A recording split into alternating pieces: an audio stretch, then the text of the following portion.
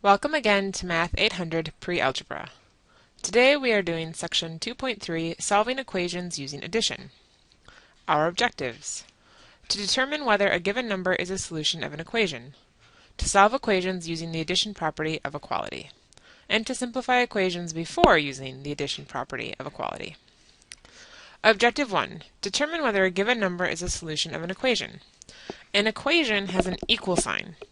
Things that do not have an equal sign are called expressions. An equation has an equal sign. The following equations balance, so we can use the regular equal sign. Those will be the ones on the left. The ones on the right do not balance, so we write an equal sign with a slash through it. This means is not equal to. For example, 6 plus 8 equals 14.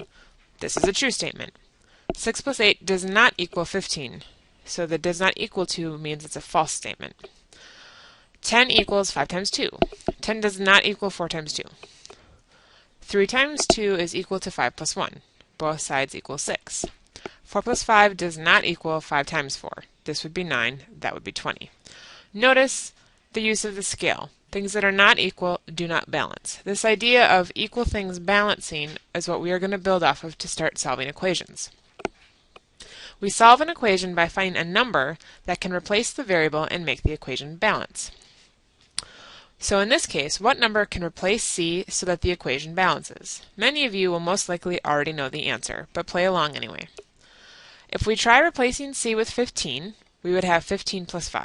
This does not equal 30 because 15 plus 5 is only 20. We could try replacing c with 40. This also does not balance because 40 plus 5 is more than 30, namely it's 45. However, if we replace c with 25, this does balance. 25 plus 5 equals 30. Therefore, we would say 25 is the solution. The solution is the number that makes the equation balance, that you can replace the variable with. So which of the following numbers, 70, 40, and 60, is the solution of the equation c minus 10 equals 50? If we try 70, it does not balance. 70 minus 10 would be 80. That's more than 50. If we try 40, that also does not balance. 40 minus 10 is only 30. However, if we try 60, 60 minus 10 equals 50. Therefore, it balances, and therefore 60 is the solution. Again, the solution is the number that you can replace the variable with and have it equal. The addition property of equality. If a equals b, then a plus c equals b plus c. In other words, you may add the same number to both sides of an equation and still keep it balanced. Math is all about balance. When you have an equation with an equal sign, you keep it balanced by doing the same thing on the left and on the right. When we get to fractions later on in the semester, we'll keep things balanced by working on the top of the fraction and the bottom of the fraction. But generally speaking in math, you have a lot of leeway as long as you do it to both sides of the equation. That's pretty much algebra in a nutshell. Here's an example. If you have 3 people on one side of a teeter-totter and 3 people on the other side of the teeter-totter, provided the people are about the same weight, your teeter-totter will balance. If you add 2 more people, in order to keep it balanced, you have to add them on both sides. If you had only added 2 people on the left, your teeter-totter would flip and everyone would fall. However, if you add 2 more people on the other side as well, you maintain your balance. The idea is you can do whatever you want. As long as you do it to both sides, you'll remain balanced or equal. The goal in solving an equation. The goal is to end up with the variable or letter on one side of the equal sign, balancing a number on the other side. So your end goal is to have a letter on one side and a number on the other. Note it does not matter whether the variable is on the left of the equal sign or the right of the equal sign. You will notice in my notes I go back and forth between which side of the equal sign the variable is on. I appreciate that some of you have had teachers that have insisted that the variable be on the left. If that's the case, you are welcome to keep the variable on the left, but please realize those teachers were silly. The variable can be on the left or the right. The equal sign simply means that the two things are equal. It doesn't really matter whether it is on the left or the right. They're the same thing. Once we've arrived at the point, the number balancing the variable is the solution to the original equation. Example: Solve the equation c plus 5 equals 30. Check the solution. Again, I realize that the vast majority of you can look at this and know immediately what the answer is. However, I need you to practice showing me the algebra. The algebra requires that you do the same thing to both sides of the equal sign. We are a pre-algebra class. I will be grading the algebra. You must show that. c plus 5 equals 30. Our goal is to get c by itself. So we want to add something to both sides that would get rid of or remove a positive 5. If we add a negative 5 to both sides, that will remove it. Plus a positive 5 plus a negative 5 will add up to 0, as we'll see in a second. However, notice, in order to keep the equation balanced, I also have to subtract 5 or add a negative 5 to the right-hand side. Please note that adding a negative 5 can also be said as subtracting 5. I will often go back and forth between referring to adding a negative or subtracting. So, as I stated, 5 plus negative 5 is 0. That was the goal, to get this 5 to go away and be 0. We also had to do it on the right-hand side in order to maintain our balance. And 30 plus negative 5 is 25. The reason our goal was 0 is because adding 0 to c doesn't do anything. c plus 0 is simply c. And then our answer is 25. Our solution is 25. Please note that I am requiring you to check your solution. What that means is you're going to plug this value back into the original equation and see if it's true. So, we're going to check the solution by replacing c with 25 in the original equation. Here was our original equation. We're going to replace the c with 25 and then check. I appreciate that this is a very easy check and that most of you can do this arithmetic in your head, but I'd still like you to get in the habit of it. Please note that the solution is 25. When you checked it, you got 30 equals 30 equals 30. However, the answer or the solution is 25, not 30. Solve the equation negative 5 equals x minus 3. Check the solution. Please note that you can rewrite subtract 3 as adding negative 3.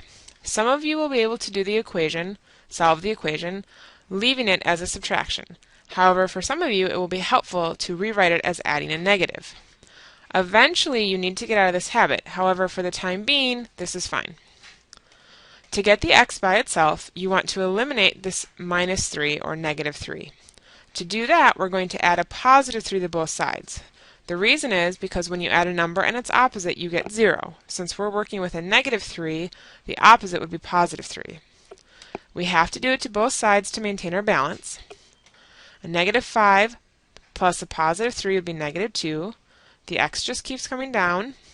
And then a negative 3 plus a positive 3 is 0.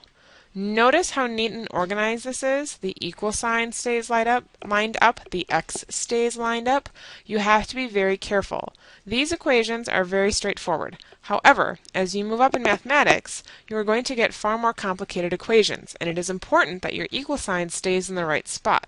Many students are not careful with it, and at the end just put it in a random location and hope for the best. That is not a good method for approaching mathematics. As we can see, we wind up with negative 2 equals x plus 0. X plus 0 is simply x. Therefore, our solution is negative 2. Negative 2 equals x. We can check it by placing it back in the original equation. Negative 5 equals negative 2 minus 3. And negative 2 minus 3 is the same as saying negative 2 plus negative 3, which is negative 5. It balances. Negative 2 is the correct solution. Now we will do a few equations that require simplifying before we can solve. When you're simplifying, you need to combine like terms or use the distributive property. In this case, we're going to combine like terms on the left and combine like terms on the right. So, starting with combining like terms on the left, negative 2 plus 2. That's going to be 0. Note the book wants us to rewrite the subtracting 6 as adding a negative 6. It is up to you whether you need to write that step. Now we will combine the like terms by rewriting the addition. This is using the associative property. Notice this negative 6 or subtract 6 stayed a negative 6. This subtraction belongs to the number directly behind it. So when you rearrange things, it travels with the number that was behind it. Now we will combine these like terms, negative 4b plus 5b, and get 1b. So we have 0 equals 1b plus negative 6. Remember, 0 is a number. It is okay to have 0 on one side of the equal sign. That's a perfectly acceptable thing.